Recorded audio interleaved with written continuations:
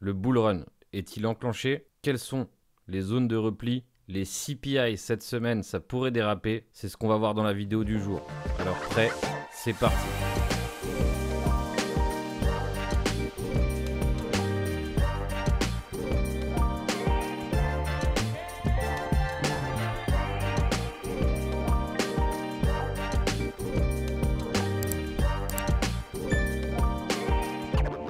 Bonjour à tous l'équipe, bienvenue sur la chaîne Captain Trading. Comme chaque semaine, on va faire une revue de marché et à la fin, pour ceux qui s'accrochent, il y aura un plan de trading. Belle semaine pour nous dans la cryptosphère, sur les marchés traditionnels.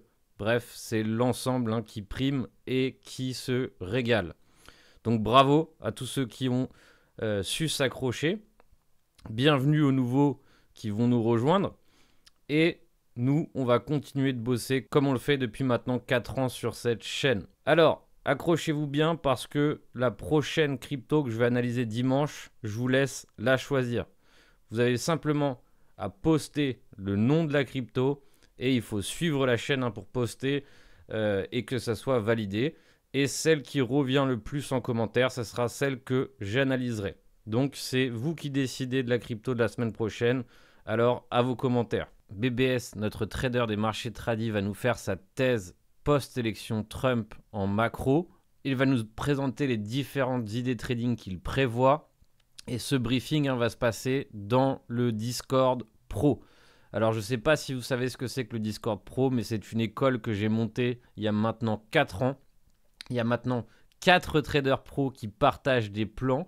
Et vous allez avoir des briefings tous les jours de la semaine pour être le plus alerte possible sur toutes les opportunités qui se présentent.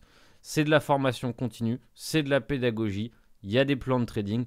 Et si vous appréciez les plans que je vous partage ici sur la chaîne, eh bien, doutez-vous que sur le Discord, il y en a encore plus. Mais moi, ce qui m'intéresse sur ce Discord, c'est que vous soyez vous-même capable d'apprendre à pêcher et que vous soyez vous-même autonome. Et c'est l'objectif ultime de ce Discord. Donc, rejoignez-nous. C'est maintenant que ça fuse, maintenant que les opportunités sont dans tous les sens, qu'il faut être ultra alerte. Et c'est justement le meilleur moment de suivre ces briefings et d'être exposé sur ce marché. D'ailleurs, pour ceux qui ne le savent pas, on a une version allégée du Discord Pro, donc ça n'a rien à voir. Mais on a aussi une newsletter Pro qui vous permet de recevoir des plans chaque semaine avec 2 briefings vidéo par semaine aussi, reçus sur la newsletter pro. Et vous allez avoir aussi ce qu'on appelle des plans pédagogiques. Donc on explique pourquoi on rentre, à quel moment on sort, etc. etc. Donc c'est une superbe façon de vous accompagner aussi, de vous montrer un petit peu à quoi ressemble un plan de trading.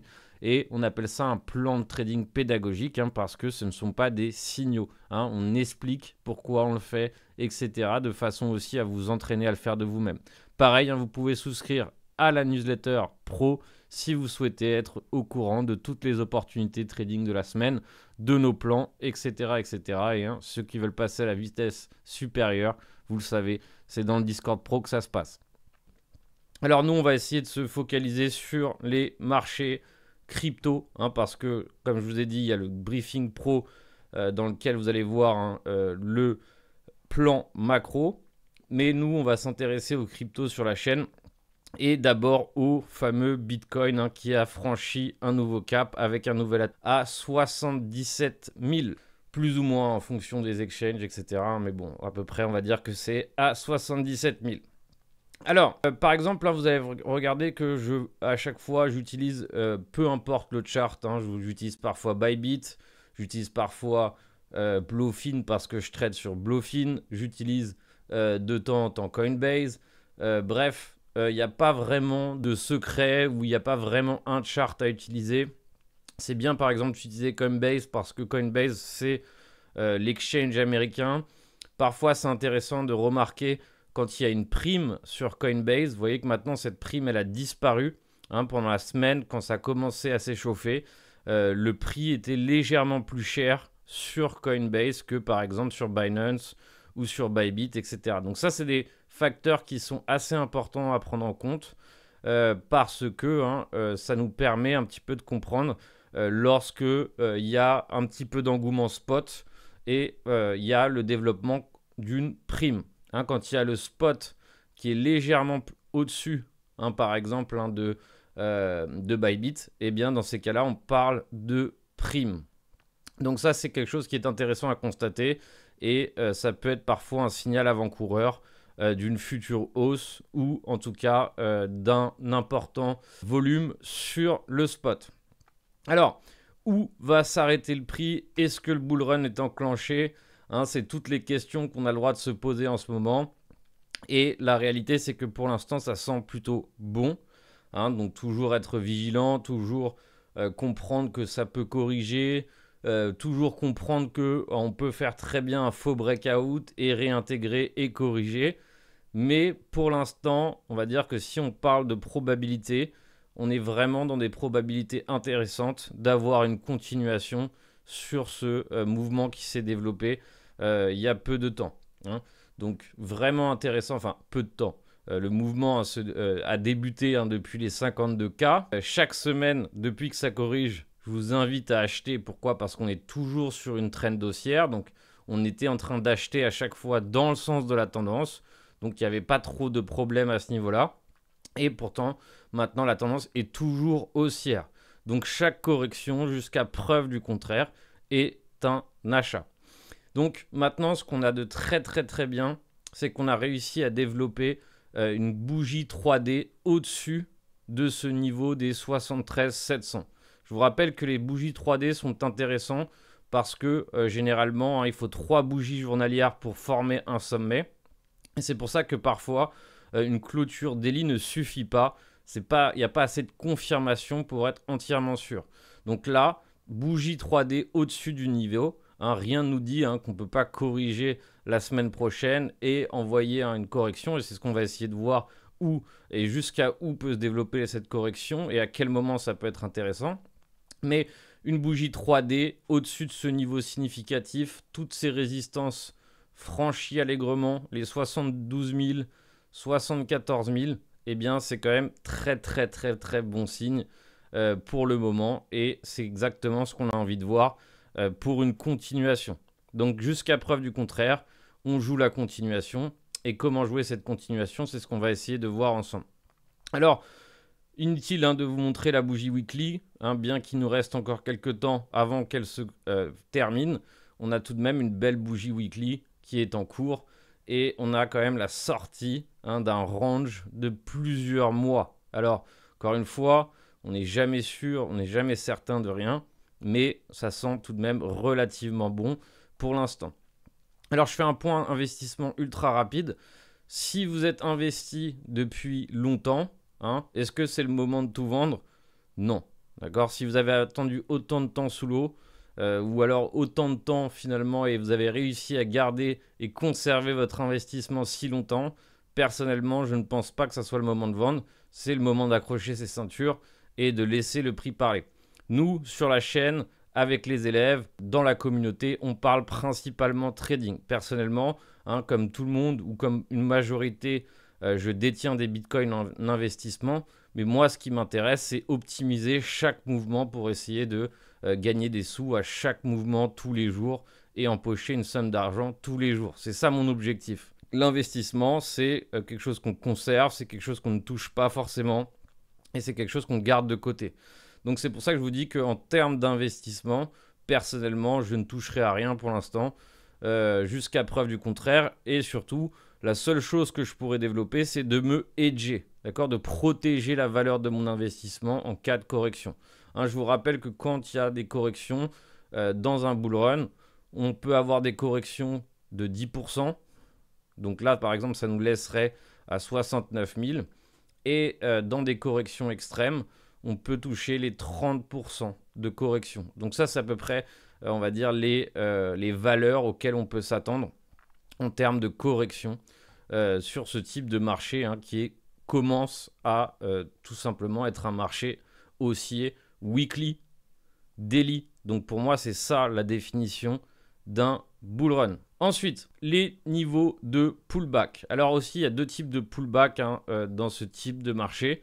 C'est des pullbacks très serrés, des pullbacks très narquois. C'est ce qui s'est joué toute la semaine et c'est ce qu'on a pris avec brio avec les élèves toute la semaine. Hein. Donc moi j'ai acheté toutes les corrections qu'on a développées cette semaine, sachant qu'à chaque fois, eh bien, soit ça pouvait continuer à baisser, ou soit, en tout cas, c'était potentiellement un point d'entrée intéressant pour jouer une hausse. Donc, correction serrée sur les 23,6. Le jour d'après, correction serrée encore plus proche, hein, encore plus lointain que les 23,6, mais à peu près, hein, comme point de référence. Et ensuite, ici, autre correction aussi sur les 23,6 bornes supérieures. Donc, vous voyez qu'en H4, ici, on a développé une bonne structure, hein, un beau support qui est en train de se développer sur cette zone, hein, compris, on va dire, entre 73 et 74. Donc, ça fait une belle zone de pullback. Et si on est dans un pullback serré, je vous rappelle que malheureusement, on ne le sera jamais sans que le pullback se développe. Hein, eh bien, si on est dans un pullback serré, il ne faut pas penser que le prix ira bien plus bas que cette zone. Hein, pareil ici, on a laissé en H1 une belle série de creux. Hein, on a laissé une belle zone de support, ce qui nous laisse penser que cette zone pourrait être attaquée et on pourrait très bien ne pas aller bien au-delà de cette zone.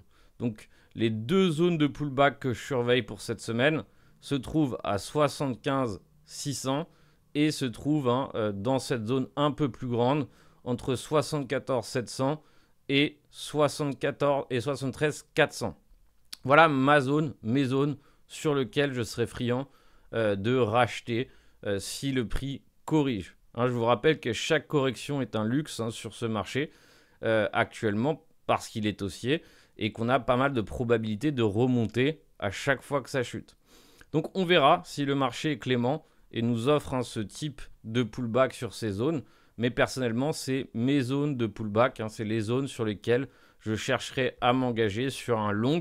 Alors un long dans lequel d'abord je vais me nourrir de l'intérieur du mouvement précédent. Donc l'intérieur du mouvement précédent, il est compris entre l'ATH et ma zone de rachat. Et pourquoi pas pour un nouveau plus haut. Pour l'instant, il y a zéro indication que ça veut s'arrêter. Et pour l'instant, on est sur une consolidation pour une éventuelle continuation haussière. Donc ça, c'est pour Bitcoin, très sexy. Donc là, il commence à se rétracter. Mais ça se rétracte de façon assez ambiguë avec quelques petits replis des mèches sur le haut, mais avec tout de même une base avec des belles mèches aussi. Donc ça veut dire que ici, pour l'instant, cette base est rachetée et potentiellement réaccumulée. C'est ce qu'on va voir cette semaine. Donc le catalyseur de cette semaine pourrait être les CPI. Si on a des CPI avec une inflation élevée, ça pourrait créer un petit mouvement de panique. Et donc, ça pourrait créer le mouvement qui ferait que ça corrige et qu'on ait une correction un peu plus importante que les corrections qu'on a eues cette semaine, qui étaient des corrections serrées, rapides, mais au moins, elles ont été ultra efficaces à l'achat. Alors ensuite, c'est Ethereum, notre ami Ethereum. Alors, vous étiez beaucoup à le sous-estimer, vous étiez beaucoup à ne pas vouloir vous engager.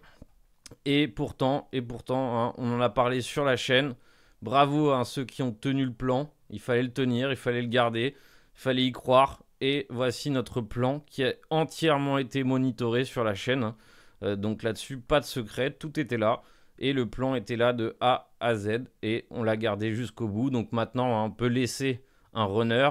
Il est en train de se diriger tout droit vers une zone de résistance pivot. Donc les 3100.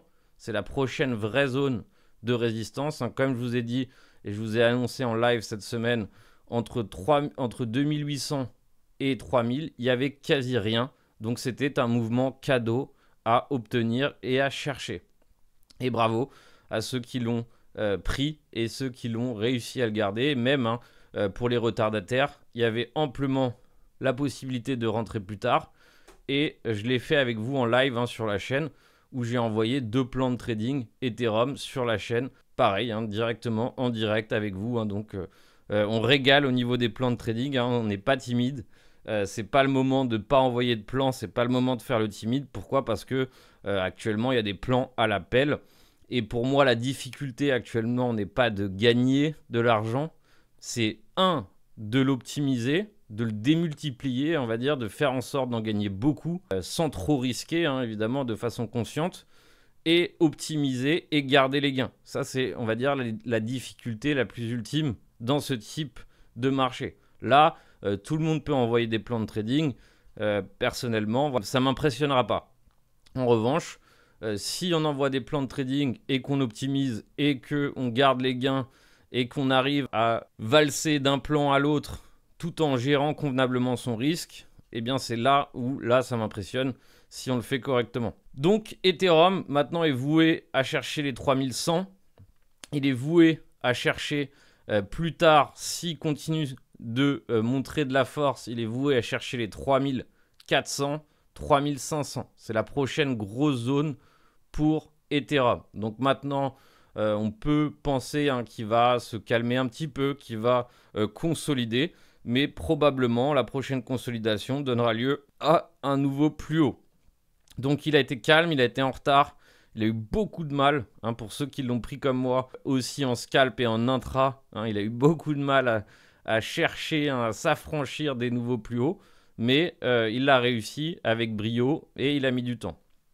Maintenant pour Ethereum, pareil, c'est un petit peu plus compliqué de trouver la zone de pullback, mais en gros, je partirais sur un chiffre rond sur les 2900 et pourquoi pas, si il corrige bien plus violemment, pourquoi pas ici les 2800, voire 2700. D'accord, allez-y par palier. Si les 2900 ne tiennent pas, ça sera les 2800, etc. etc. Et pour l'instant, c'est comme ça que je le jouerai, plus par palier en cas de correction pullback. Alors, maintenant, comment valser sur là où va l'argent, chaque semaine, il y a des narratives. Chaque semaine, il y a du momentum sur certains coins. Je vais vous donner un des coins qui m'a rapporté le plus d'argent cette semaine. Par exemple, ça a été le Grass, ou le Grass où je l'ai tradé de fond en comble, long, short, niveau par niveau. Et voilà, chaque semaine, on peut trouver des petits gagnants comme ça, des coins qui font la différence, des coins qui sont en forte tendance. Mais voilà, ce coin a littéralement explosé cette semaine. Il est passé de 1,30 à quasiment 4 $. Et chaque palier ici était une superbe opportunité pour trader. Donc pareil, est-ce que ce trade va continuer de tout simplement performer? Peut-être, on verra bien. Mais en tout cas, c'est le genre de coin qu'il faut avoir de côté pour jouer la volatilité, pour jouer la tendance haussière sans trop de difficultés. Ici, il ne faut vraiment pas être un expert en trading pour arriver à trader convenablement ce type de coin. Donc l'argent, cette semaine, il est allé sur Solana principalement et surtout sur son écosystème. Donc Solana nous a fait un joli bond. C'était assez facile de le prendre de 180 à 200 $ sans trop de difficultés, sans trop de pression mentale. Mais surtout, ce qui a explosé, c'est son écosystème. Son écosystème a littéralement explosé. On a par exemple ici comme exemple le Drift, le Camino, d'accord? Donc le Camino à suivre de près pour acheter des potentiels pullbacks. Donc ce type de parabole, à un moment donné, elle corrige violemment et elle perd du momentum. Mais pour l'instant, une chose est sûre, c'est que l'argent est encore sur la parabole. Donc pour l'instant, on peut encore se nourrir des pullbacks. Alors ici, on commence légèrement à dessiner un top, donc il faut commencer à faire attention. Mais en tout cas, c'est un coin à surveiller de près pour acheter des pullbacks. On a d'autres coins qui ont explosé. On a le Drift qui a explosé, le Radium qui a explosé.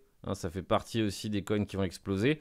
Donc ces coins, on les garde de côté pour potentiellement être acheteurs de pullback. Donc cet après-midi, grosse correction, pullback qui était un pullback intéressant à jouer.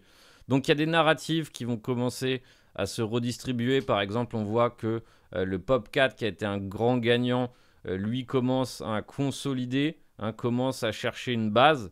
Donc c'est une base avant la prochaine hausse. Alors se placer avant qu'il y ait vraiment une prochaine hausse de valider, c'est toujours un petit peu délicat. Pourquoi? Parce qu'on bloque du capital. On n'est pas forcément obligé d'attendre dans la consolidation, mais jouer le momentum plus tard. En tout cas, c'est comme ça que je le jouerais si j'avais envie de me placer sur le POP 4. Donc, toujours essayer de choisir là où va l'argent, là où la volatilité est présente, car c'est la meilleure façon de réussir à engendrer des profits rapidement. Je vous rappelle qu'il y a plein de façons d'engendrer des profits dans ce type de marché. Donc, on a du scalp, on a joué les hausses et les baisses, principalement jouer les hausses, sachant que tout est haussier. Mais l'objectif, par exemple, c'est de chercher des petits mouvements de 4, 5, 6% à l'intérieur de grosses hausses comme celle-ci. C'est pas trop compliqué, ça doit être relativement abordable grâce à cette volatilité.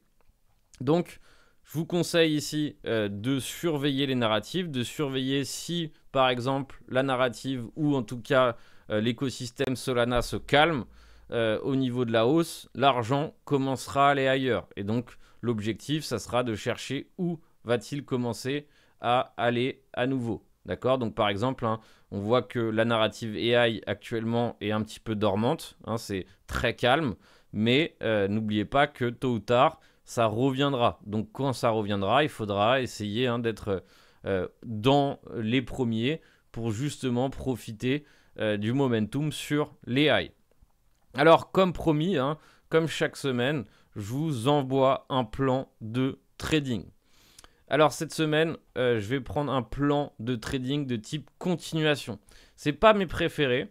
Pourquoi? Parce que les continuations, selon moi, ont beaucoup moins de probabilité de réussite qu'un pullback. Pourquoi? Parce que sur un pullback, on arrive à chercher, ou en tout cas moi, mon objectif, c'est de chercher des zones parfaites où je me dis que si le prix réagit dessus, ça va probablement être le bon point d'entrée.